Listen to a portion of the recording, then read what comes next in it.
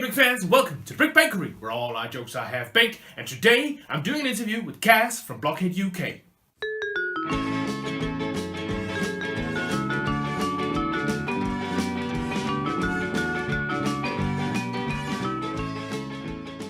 BlockheadUK is a channel here on YouTube that I've been following ever since it started in June 2018. She has a wonderful focus on micro-build for her micro-scale city, and also a wonderful focus on her Lego city, which is very, very cool too. I really enjoy following her work because she releases a video almost every day, and if you haven't already, you should really check her out because she is very creative. But without further ado, here she is, Cass for BlockheadUK.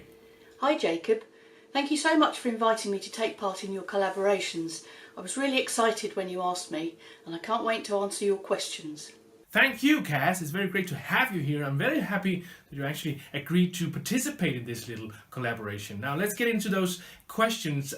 As Lego enthusiasts, we often talk about having a dark period or a dark time where we didn't buy any Lego at all. And I know you've talked about that as well. So I'm wondering, when and why did you get back into Lego? Unfortunately, I had quite a long dark ages after having gotten rid of most of my childhood Lego in my late teens. But then in 2010 I started collecting some of the new collectible minifigs that were coming out because I thought they were quite interesting. A couple of years later I went to Florida with some friends and we visited Legoland, and I was delighted to see the Creator Expert Space Shuttle. Now I'm a big space geek anyway, so I decided I was going to buy this thing.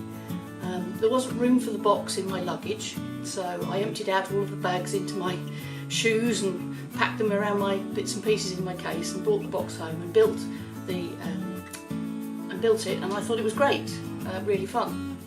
And then I started doing a little bit more digging about Lego and found out that the Ideas projects were around, and so I bought a couple of those, the Doctor Who one, the Big Bang Theory as well.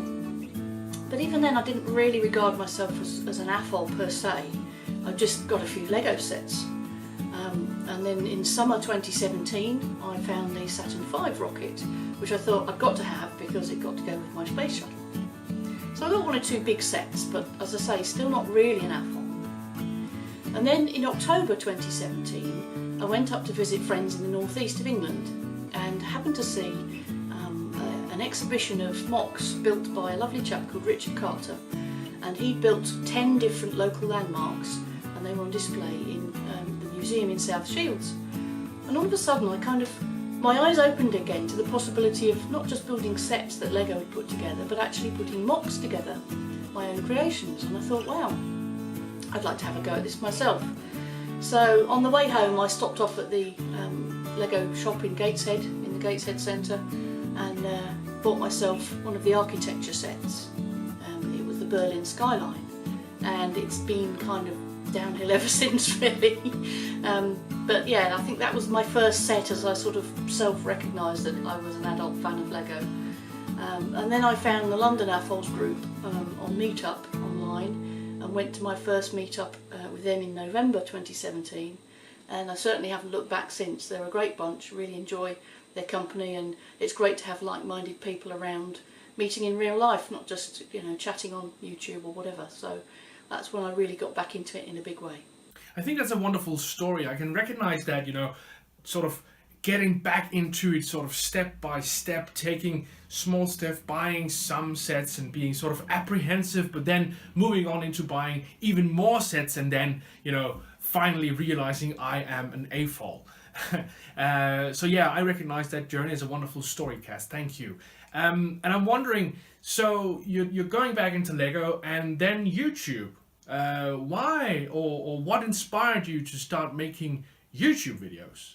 Having admitted to myself that I was actually an AFOL, I started watching various channels on YouTube that covered Lego content, such as Jang Bricks and Bricks are, some of the favourites still in fact.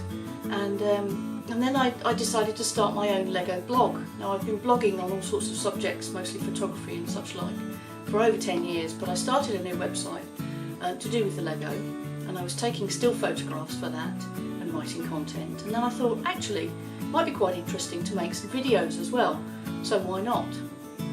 And I thought that would be a sort of extra bit of content to associate for my own Lego website. As it turned out, the Lego website itself has gone a little bit quiet, but I have really enjoyed the YouTube aspect and the community that's around that, and so that's where I decided that I would start filming some of my own Lego mocks and showing them to people and seeing what they thought. I agree that YouTube is a great place to share original content and your own creations. It's very, very good for that, and it's very, very interesting to find inspiration in other channels, so I like that you did that as well. But I'm wondering, now that you are a YouTuber, what is your favorite thing about being a YouTuber? I think my favourite thing about being a Lego YouTuber, and actually just being a Lego in the Lego community itself, is everybody seems really friendly and really happy to share what they've done and show people and be encouraging. As you've said before, the feedback is quite immediate, and you know, you can get some great comments within seconds of your video going live, if you like. So you really get a great sense of feedback from people and what they think of things, and suggestions for doing something different, either technically with your video or with your actual Lego models. And it's a great place sometimes if you're stuck for an idea or not sure where to go with a project. You can show a work in progress and somebody will go, how about doing this instead, or what happens if you would do so and so. And it can really be great for feeding ideas back and forward between people. And it's been lovely that, as I say, not just YouTube community but the Lego community in general, the people I've met so far in the last just over a year really, they've been great, they've been really welcoming and lovely people, and I'm really enjoying being part of that community. I think it's very true what you're saying, that the Lego community is great at welcoming each other and also very great at helping each other out with ideas and supporting the development of ideas. And I think that's why the Lego Ideas Initiative is so popular. It's a place where you can sort of test out if your own idea can become an official Lego set. And speaking of, I'm wondering, what would you like to see become an official Lego set or Lego theme? That one's quite a tricky one. So many options.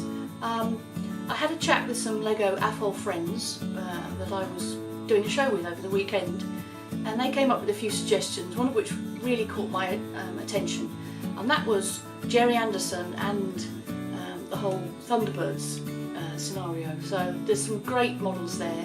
They'd be quite tricky to build in Lego, I'm sure, but that's part of the challenge surely. So a Thunderbirds theme I think would be really fascinating. Or possibly cheesy something like Space 1999, which probably only people of a certain age will remember, but that was a great bit of science fiction. So generally science fiction I think is my favourite kind of genre, so probably something along those lines.